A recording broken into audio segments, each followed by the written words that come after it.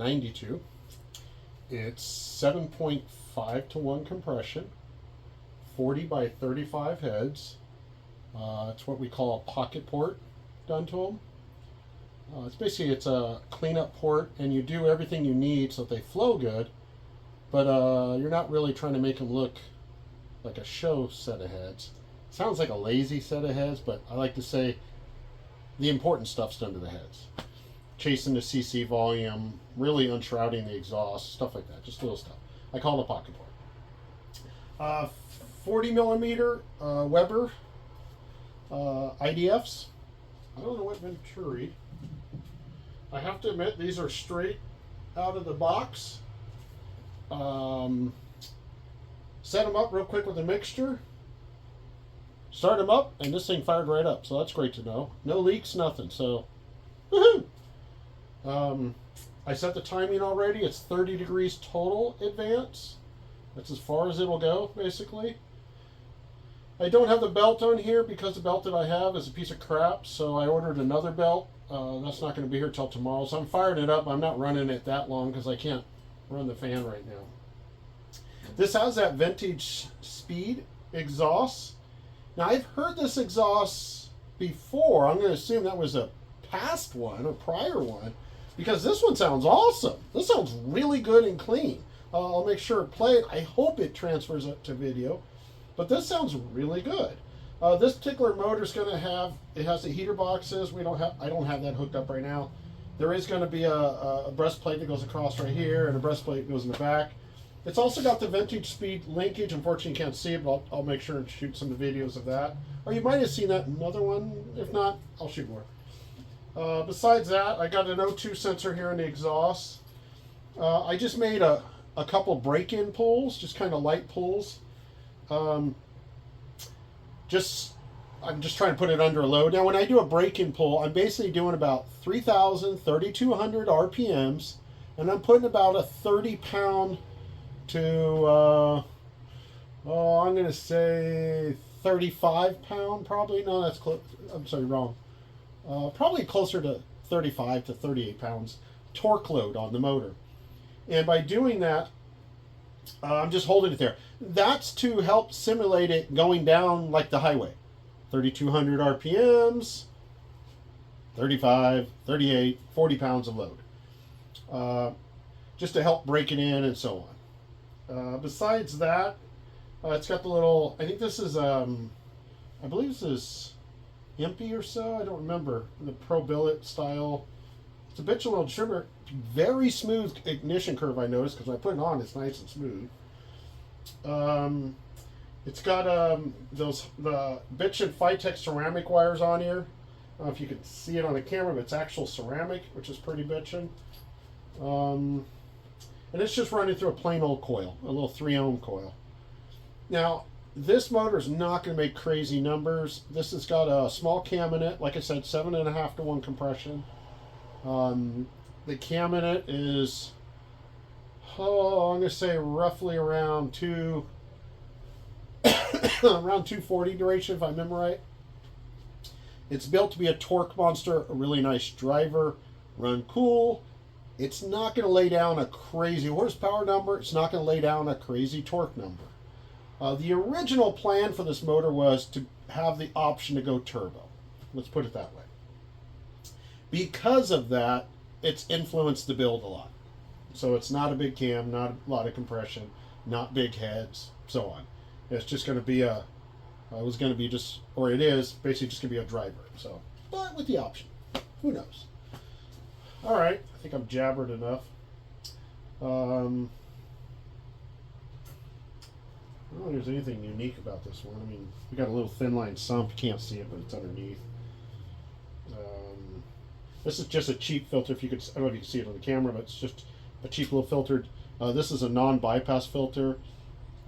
Or it is a bypass, I'm sorry. They pretty much all bypass nowadays. But it's just a cheap filter so we could dispose of it. I'm going to use it, so I'll cut it open. After I run the motor, break them in, do all that, do all the dyno pulls, last thing I do is drain all the oil out and cut the filters open. Cut the filter open just so you can see if there's anything going on. The idea there is if there is something going on, I'm going to catch it now before we put it in the mail to somebody.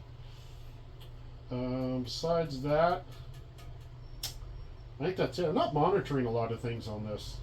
Just AFR. I've got right here a little temp sensor. It's just to see if it starts to get stupid hot. Because it's not injection, it's just, you know, carburetor. I'm not really monitoring a lot on this, but I'm not concerned about it. Did I just jinx myself? I sure hope not. All right, let me fire it up so you can listen to it.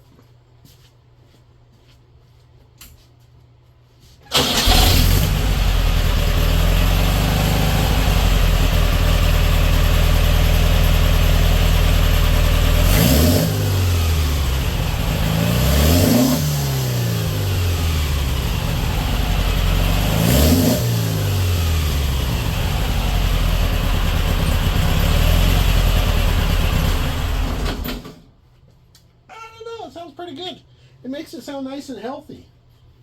It's going to be pretty snappy because it doesn't have the belt. It's not turning this big old heavy thing. It does have stage 1 Kennedy pressure plate running a, if I remember right, a Dakin disc. I think it's a Dakin street disc on this. But I don't know, it's pretty snappy, pretty lively. And I haven't done the jetting. So for those of you running 2180s, if you buy the Weber 40s, they're pretty dang close out of the box. They start right up and run. Usually don't get that lucky. But then again, I put it under a load already, well, a couple loads. And while I'm there, I was looking at the AFRs, and it was first pretty lean, then it started to go pretty rich. I think the rings were starting to seat. But, oh, we'll see. All right, let me play with this thing. Anybody want to take a guess how much power it's going to make? 2180, 40 by 35, 7.5 to 1. 40 IDFs with the exhaust. My guess, around 105, 115 horse, and probably around 130 foot-pounds of torque. Now, some of you might be going, no, that thing should make 170 horse or something. It's not going to happen. No, that's not true. Small valves, low compression, small cam, small carburetor, small venturis, small exhaust. There's nothing here that's going to support any big power numbers. But that'll make it a very reliable. It's not low horsepower, that's for sure. That's still a lot of power. It'll be fun in like a bug daily driver, little weekend hot rod car, maybe a bus motor or something like that. I mean, look bitching at a Car McGee or something. But all right. Let me get back.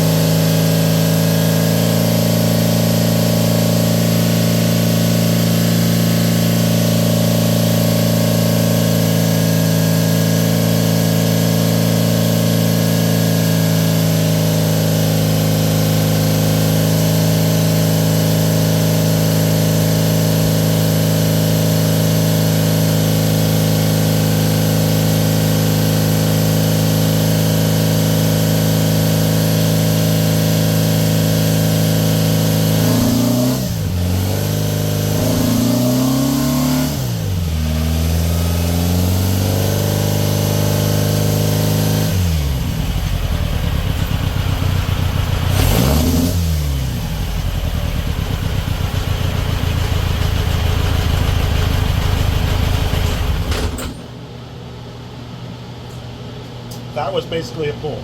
Not a power pull, that was a load pull. So that was at 3,200 RPMs. That was about constantly about 35 to 38 foot-pounds of torque load constantly.